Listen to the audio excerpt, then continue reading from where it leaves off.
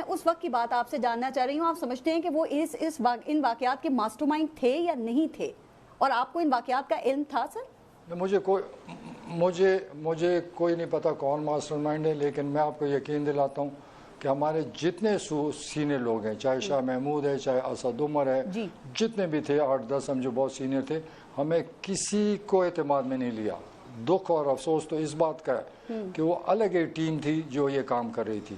ہمیں تو اندھیرے میں رکھا گیا. اگر مجھے پتا ہوتا کہ ہم نے آگے یہ کرنا ہے تو سوال ہی نہیں پیدا, میں آگے ایک قدم اٹھاتا. میں تو سمجھاتا رہا ان کو کہ یہ لڑائی ہم نے نہیں کرنی, ہم الیکشن تک جانا چاہتے ہیں. میں نے 100 دفعہ کہا ہے کہ جی پلیز آپ الیکشن کا راستہ لیں, کہ ہم الیکشن پہ پہنچے, اس کے بعد حکومت آئے گی آپ فیصلے کریں, لیکن ڈائریکٹ کانفلکٹ لینا میرے خیال میں سر آپ سمجھاتے تھے تو رد عمل کیا ہوتا تھا ان باتوں پہ خاص طور پہ؟ ہمیں تو ہمیں جواب مل جاتا ہے, ٹھیک ہے تو بیغام ہو جاؤ. ہم گھر جاتے تھے, صبح بیان کچھ اور آ جاتا تھا. ٹھیک. اچھا سر, ابھی آپ نے کہا کہ مجھے خود نہیں پتا تھا کہ اس نہج تک معاملات پہنچ جائیں گے, تو یہ چیئرمین پاکستان تحریک انصاف اسٹیبلشمنٹ کی مخالفت میں سر اس حد تک آگے کیوں چلے گئے کہ بات جانور میر صادق اور میر جعفر سے شروع ہوئی اور پھر فوجی املاک پر حملوں تک پہنچ گئی؟ کیسے؟ یہ کویشچن ان سے کریں. میری تو اپنی نئی پارٹی ہے, میں اس کے ساتھ لا تعلق ہو گیا ہوں.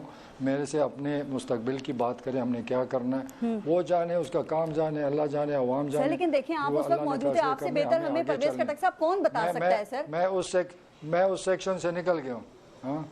اچھا, یہ بھی نہ پوچھوں کہ چیئرمین پی ٹی آئی جناب باجوہ پہ الزامات لگاتے تھے, آپ سمجھتے ہیں کہ وہ درست الزامات تھے یا غلط تھے؟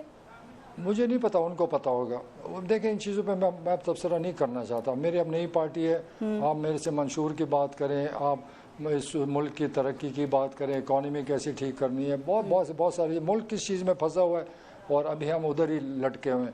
اس کنواں کو جو مرضی کو اسے ہم نکل آئے.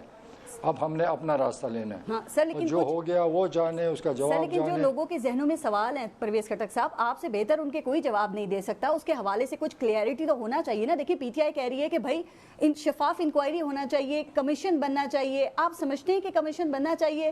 پی ٹی آئی کے چیئرمین کہتے ہیں کہ جو یہ دیکھے کہ جب عوام ہجوم ان مقامات پہ جا رہا تھا تو ان کو روکا کیوں نہیں. دوسری طرف فوج اور گورنمنٹ یہ کہہ رہی ہے ہمارے پاس بڑے پختہ ثبوت موجود ہیں, یہ ریاست کے خلاف سازش تھی. آپ کے خیال میں دونوں میں سے کس کا موقف درست ہے؟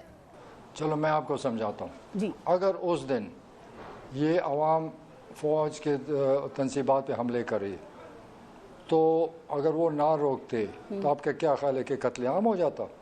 لوگ گولیاں فوج چلاتے. جس دن گولیاں چلتی تو قتل عام ہو جاتا, انتشار ہو جاتا, ملک تباہ ہو جاتا. تو کئی لوگ یہ چاہتے تھے جو ہم نہیں چاہتے تھے, تو انہوں نے اس لیے نہیں روکا ہے کہ کسی کو مارے نے, وہ عوام پر فائر نہیں کرنا چاہتا فوج. اگر فوج عوام پہ گولیاں چلاتے تو یہی تو لوگ چاہتے تھے جس میں ہم شامل نہیں تھے. تو اگر وہی اسی لیے یہ ساری گیم ہوئی ہے. یہ تو لوگوں کو سوچنا چاہیے, جو بڑی چیزیں ان کو سمجھ آ جائے گی یہ توبہ کریں گے کہ یا اللہ یہ ہمارے ساتھ کیا ہونے والا تھا. شکر الحمدللہ کہ ہماری فوج کو سمجھ آئی, انہوں نے گولی نہیں چلائی, لوگ نہیں مرے اور یہ ملک بچ گیا. یہ تو بہت بڑا انتشار ہوتا.